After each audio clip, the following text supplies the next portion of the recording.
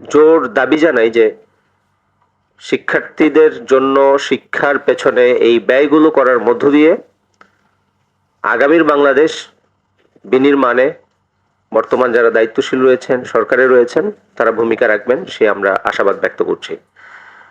আমাদের রাষ্ট্র মেরামতের ৩১ দফা একটি রূপরেখা দিয়েছিলেন বর্তমান সরকার গঠন পূর্ববর্তী সময়ে।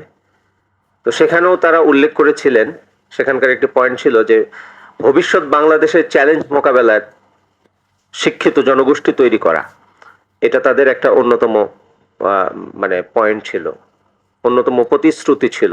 বর্তমান সরকার 2026-27 অর্থ বছরের বাজেটে আগামীর বাংলাদেশকে নির্বাচন পূর্ব যেই প্রতিশ্রুতিগুলো তিনি দিয়েছিলেন সেই প্রতিশ্রুতি পূরণের জন্য তিনি ভূমিকা রাখছেন, তিনি বিভিন্ন ইনিশিয়েটিভ নিচ্ছেন, তিনি বিভিন্ন কাজ করছেন যেগুলো নির্বাচন পূর্ব ওয়াদা ছিল। 31 দফার মধ্যে এই ওয়াদাটাও ছিল, এই রূপরেখাটাও ছিল যে বাংলাদেশকে একটি ভবিষ্যৎ চ্যালেঞ্জ মোকাবেলার জন্য শিক্ষিত জনগোষ্ঠী তৈরিতে তিনি ভূমিকা রাখবেন। আমরা 2026-27 অর্থ বছরের বাজেটে এটার প্রতিফলনটা দেখতে চাই।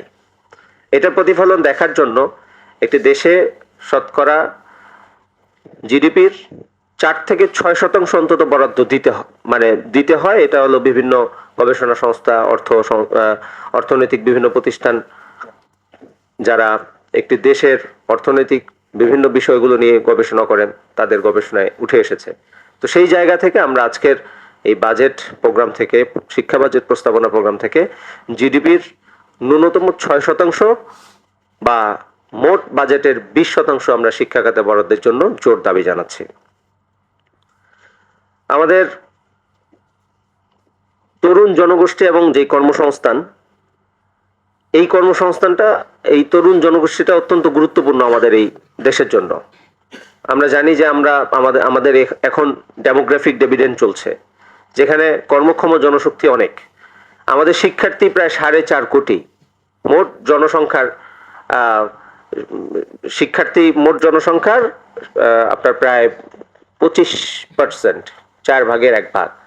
আর শিশু সহ 18 বছরের নিচে যারা আছে এই জনশক্তি প্রায় 35%-এর উপরে, 37%-এর মতো। তো এই বিশাল জনগোষ্ঠী যারা আগামী দিনে এই ডেমোগ্রাফিক ডিভিডেন্ডের ভিতরে ঢুকছে এবং আজকে যারা কর্মসংস্থানের উপযোগী কর্মক্ষম জনশক্তি, তাদেরকে প্রশিক্ষণের মাধ্যমে এবং আগামী দিনে যারা শিক্ষা ব্যবস্থার মধ্যে দিয়ে প্রবেশ করে যারা দেশের কর্মক্ষম জনশক্তি হিসেবে গড়ে উঠবে, তাদেরকে আগামীর চ্যালেঞ্জ বিনির্মাণের জন্য, চ্যালেঞ্জ মোকাবেলার জন্য, বাংলাদেশ বিনির্মাণের জন্য প্রস্তুত করার ক্ষেত্রে বিশেষ ভূমিকা থাকবে এই বাজেটে, সেটা আমরা প্রত্যাশা করছি। আমাদের